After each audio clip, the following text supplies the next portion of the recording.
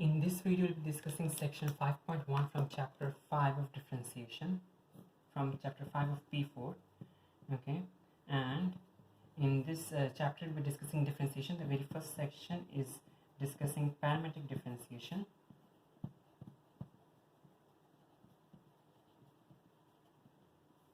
Okay, back in chapter 3, we learned about parametric equations, where a relationship between x and y can be expressed with the help of a third variable, okay, called a parameter. Okay, so we could have x equals f of t, y equals g of t, x equals f of t, y equals g of t, and this set of equations would be referred to as parametric equations. Okay, now it is possible that we could convert these parametric equations into a Cartesian equation, okay, such as let's say that if we convert this into a Cartesian equation, we get y equals h of x, okay, where y is expressed in terms of x. In this case, this is going to be a Cartesian equation because there is no parameter involved anymore. Okay, now if you do have this equation, if you're able to convert this into into a Cartesian equation, you can easily convert this into you can easily differentiate this to find dy by dx equals h dash of x. Okay, now even though so if you do have the Cartesian equation, you can easily differentiate it to find the derivative of the function, but often there are functions there are parametric equations that cannot be easily converted to Cartesian equations. In those cases, we try to use parametric differentiation, okay, to help us differentiate the relationship between y and x. Okay, so to help us differentiate differentiate parametrically, we use the chain rule dy by dx. Okay, we use the chain rule dy by dx equals dy by dt into dt by dx. Okay, notice dy by dx equals dy by dt into dt by dx. If you try to simplify the right hand side, you can cancel dt by dt, it leaves you with dy by dx. Okay, so you have dy by dt equals dt by dx. From the y expression, we can differentiate this to give dy by dt equals g dash of t. From the x expression, we can get dx by dt equals f dash of t. Now dy by dt is there in an expression, but dx by dt is not there in an expression. We have dt by dx, but you can easily find dx by dt from dt by dx by using a chain rule again. Okay, we do know that a special application of the chain rule is dt by dx equals 1 by dx by dt. It is the reciprocal of 1 by dx by dt, of dx by dt. Dt by dx and dx by dt are reciprocals of each other, and thus we can use this relationship over here, and it gives us dy by dt into 1 by dx by dt. Okay, if we combine all the fractions, you get dy by dt divided by dx by dt.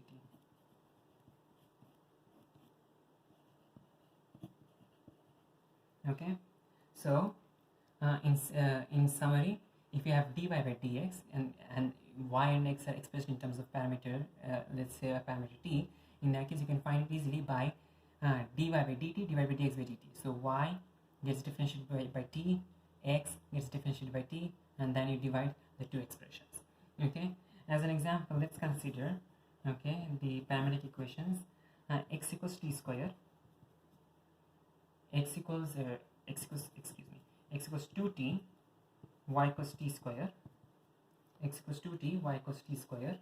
Okay, if we want to find out what dy by dx is, okay, we can differentiate this parametrically. Dy by dx equals dy by dt divided by dx by dt. Dy by dt can be found from this expression. Okay, so differentiating this with respect to t, we get dy by dt equals 2t. And from this x expression, you can find out dx by dt. Dx by dt is equal to 2. And therefore, our final answer is dy by dx equals t. Now, while back in chapter 3, when we were discussing parametric equations, we often try to eliminate the parameter t from our equations. Over here, we could eliminate the parameter t, okay, but it depends upon whether the question is demanding for it or not. If the question doesn't specify what your final answer needs to be in that case you can leave it in terms of the parameter t. Okay, so this is an acceptable answer. On the other hand, if it asks you to convert this, okay, and express it in terms of either the Cartesian coordinates x or y, in that case you do need to convert it. Okay, so let's say that if you want to express this in terms of x, use the relationship for x. Okay, from the relationship for x you can notice that t is equal to x by 2. Okay, and if t is equal to x by 2, you can easily get the relationship. You can easily substitute this over here and you can get t is equal to x by 2, and this is that expression in terms of x. If you want to express it in terms of y, in that case from y equals t squared, you can express t is equal to plus minus root of y. Okay, here you have t, you can substitute this t equals plus minus root of y, and these are acceptable Cartesian forms. Okay, acceptable Cartesian forms. Okay, so again, if usually the question will be asking you to leave it in terms of t, so you can just leave it in terms of t. But if it does ask you to convert this, in that case you can use the relationships, the parametric equations to convert and eliminate t from an equation. Now, okay, this was parametric equation, but if you try to do Cartesian differentiation over here, you're going to get the same answer. To do Cartesian differentiation, you need to first find the Cartesian equation. Okay, notice that we have the parametric equations, x equals 2t, y equals t square. Back in chapter 3, we learned that in order to get the Cartesian equation, you need to isolate t from one of the equations. So t equals x by 2, and substitute this into the other. Okay, so y is then equal to t square, which is x by 2 the whole square. Okay, x by 2 the whole square, and that is equal to x square by 4. Okay, and if you try to differentiate this, you get dy by dx is equal to 1 by 4 into the derivative of x square, which is 2x, and that is equal to simply x by 2. Okay, and notice that x by 2 over here and x by 2 over here do match each other. Alright, now let's consider an example. The example over here we are doing is from exercise 5a, question number 1n. Okay, in this we have x equals ln t, the parametric equations are x equals ln t and y equals t square minus 4, t square minus 64, sorry. Okay, and the question is to find dy by dx and leave it in terms of t. Okay, so we don't have to change it to Cartesian coordinates. So we start with the dy by dx is equal to dy by dt divided by dx by dt. Okay, differentiate y with respect to t. So differentiating y with respect to t, you get dy by dt equals 2t. Differentiating x with respect to t to find dx by dt, dx by dt equals the derivative of this thing with respect to t, and that is going to be 1 by t. And then you can simplify this to get 2t square. Okay, and that's the answer to this question. Now the next example you're considering is question number 10 from the same exercise. Okay, and the question is concerned with a curve C that has got parametric equations x equals 2 sine t, x equals 2 sine t, y equals root 2 cos 2t, where 0 is less than t, which is less than pi. Okay, x equals 2 sine t, y equals root 2 cos 2t, where 0 is less than t, which is less than pi. Okay, the first part of the question is to find an expression for dy by dx in terms of t. Okay, so dy by dx is equal to dy by dt divided by dx by dt, and that is equal to dy by dt is from this expression. Okay, differentiate this with respect to t, both sides, you get dy by dt equals root 2 into minus 2 sine 2t. Be careful with the minuses. Then we have dx by dt is the derivative of this function with respect to t. Dx by dt equals 2 cos t. Okay, and you're done with the differentiation. Now we definitely can simplify certain aspects, certain functions over here.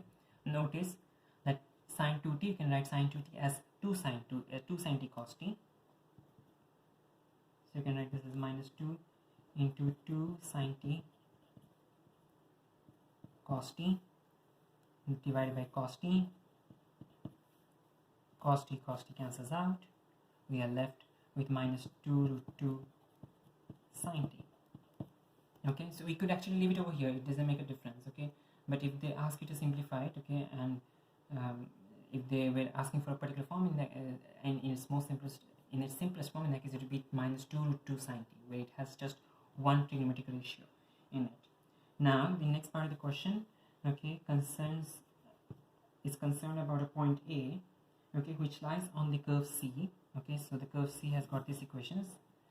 Okay, it lies on the curve C, and it has got t equals pi by 3, sorry. Okay, and you have a line L which is normal to this line, normal to the curve at this particular point, and you're asked to find the equation for L. So to find the equation of L, we first need to find the gradient of the curve at the point. Okay, so we have dy by dx, it is equal to minus 2 root 2 sine t, so minus 2 root 2 sine of pi by 3. Sine of pi by 3 is root 3 by 2. Okay, so overall this simplifies to minus root 6. Now that is the gradient of your tangent. We need the gradient of the normal. The gradient of the normal is going to be equal to minus 1 by the gradient of the tangent, which is equal to 1 by root 6. Okay, again repeating what you did here, minus 2 root 2 into sine of pi by 3. Sine of pi by 3 is root 3 by 2. Simplify the expression, you get minus root 6. Okay, now the gradient of the normal is going to be minus 1 divided by this number, because perpendicular lines, the gradients multiply and the product is going to be minus 1. Okay, so minus 1 by minus root 6 is going to be 1 by root 6. Now we need to find our equation of the line, that is, and you can use the equation y minus y1 is equal to m into x minus x1. Okay, this is simple P1 mathematics. Okay, P1 geometry. So y minus y1 equals mn into x minus x1. We have mn, but you don't have x1 or y1. We can find them out from the relationship over here. x1 is equal to 2 sine t, so 2 sine of pi by 3,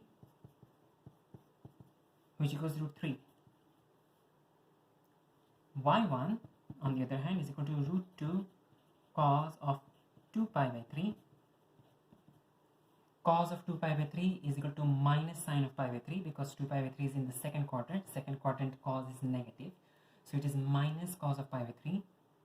Cos of pi by 3 is equal to half, therefore minus cos of pi by 3 is going to be minus half, and therefore this is minus root 2 by 2. Substitute this into this equation, you get y minus of this, which is going to be plus root 2 by 2, is equal to mn, which is 1 by root 6, into x minus x1, which is x minus root 3. Now the question, this is definitely an acceptable Cartesian form because it has just y and x. Okay, but the question asks you to express the equation in the form ax plus by plus c equals 0. So all the terms need to be on the same side. Okay, so let's multiply all sides by 2 root 6. Okay, let's multiply all sides by 2 root 6. We get 2 root 6 plus root 12. Root 12 can be written as 2 root 3. Okay, so 2 root 6 plus 2 root 3 is equal to x minus root 3, and 2 root 6y, excuse me. 2 root 6y. Okay, now get everything to the same side. We have x minus 2 root 6 the whole into y minus root 3 minus 3 root 3 is equal to 0. Okay, so this is our equation of the normal. That's our answer to part B. Now in part C, they're saying that we need to prove that this particular line L, which is normal to the curve at point A, does not intersect the curve anywhere other than point A. Okay, so since this line is normal to the curve at point A, definitely there's one point of intersection, which is A. Okay, or else this one would not have been a normal. This is normal to the curve at point A, so it does intersect the curve, okay, at point A. But the question says that you need to prove that there is no other point of intersection between this normal and the curve. Or in other words, you need to prove that there is just one point of intersection, which is A. Okay, so how do you solve these equations? We have the curve, which is x equals 2 sine t. We have our we have the curve, which is x equals 2 sine t and y equals root 2 cos 2t. We have our equation for the line, which is x minus 2 root 6y minus 3 root 3 is equal to 0.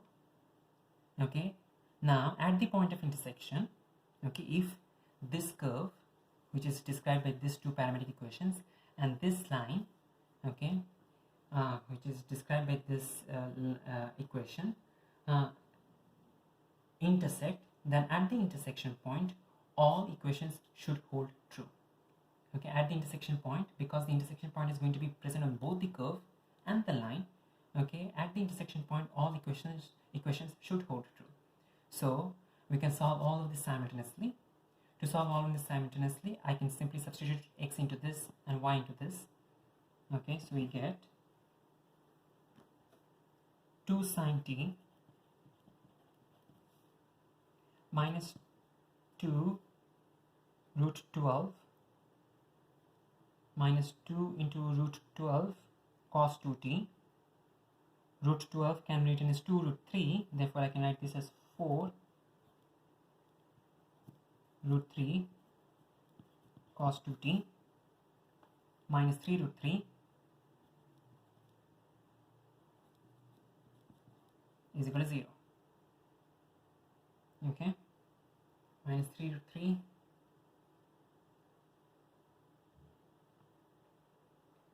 is equal to 0.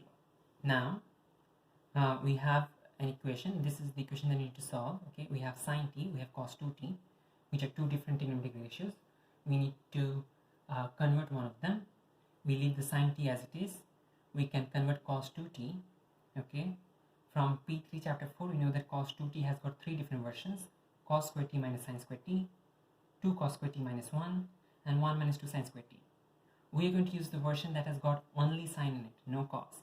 Okay, so we get 2 sine t minus 4 root 3 into 1 minus 2 sine square t minus 3 root 3 is equal to 0. Okay, now we can rearrange this. We get 8 root 3 sine square t, 8 root 3 sine square t plus 2 sine t minus 4 root 3 minus 3 root 3, that is, it become minus 7 root 3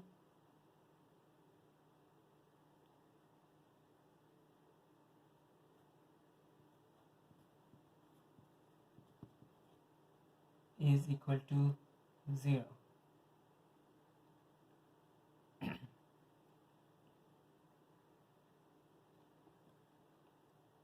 Now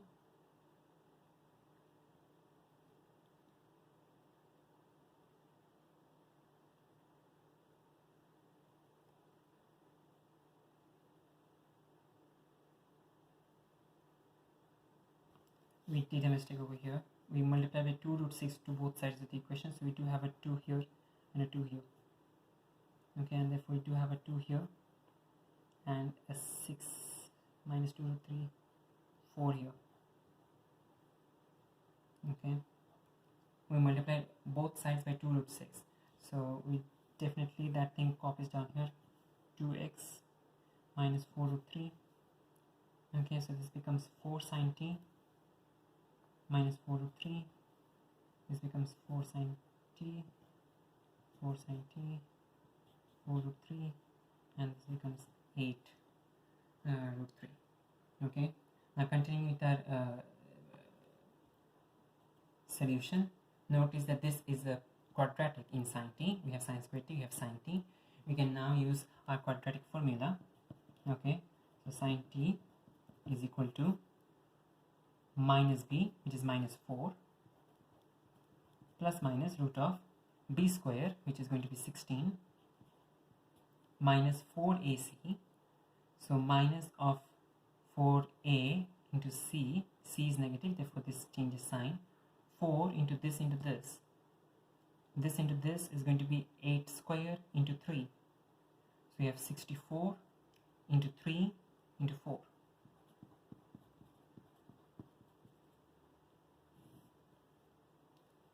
The whole divided by 2a, so 2 into this, that is going to be 16 root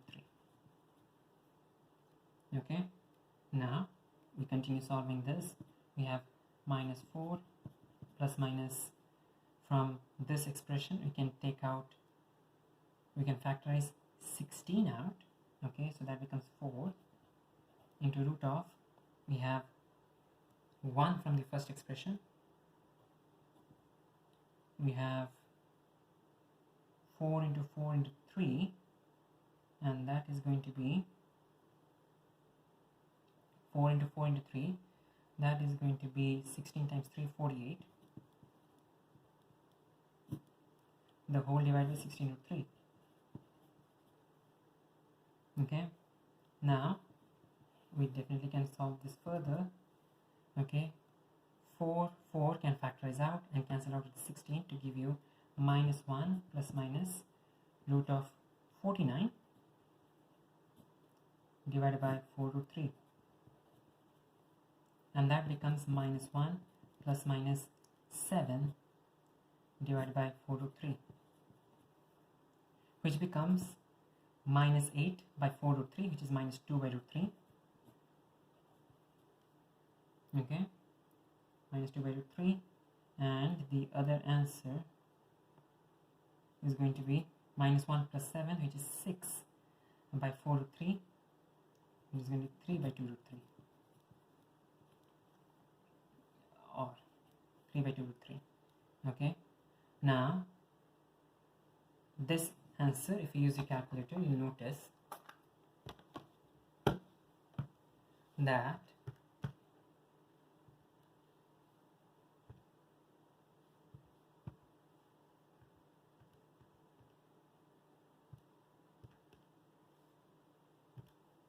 it is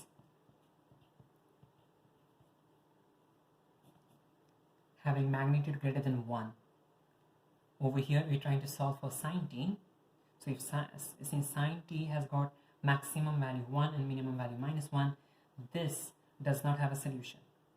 Okay, the only one that you can move on forward with is going to be this one. So over here, if we try to simplify this, we get, okay, so this solution cancels out. We get sine t is equal to this expression, and that means sine t is equal to, simplifying this expression, you get root 3 by 2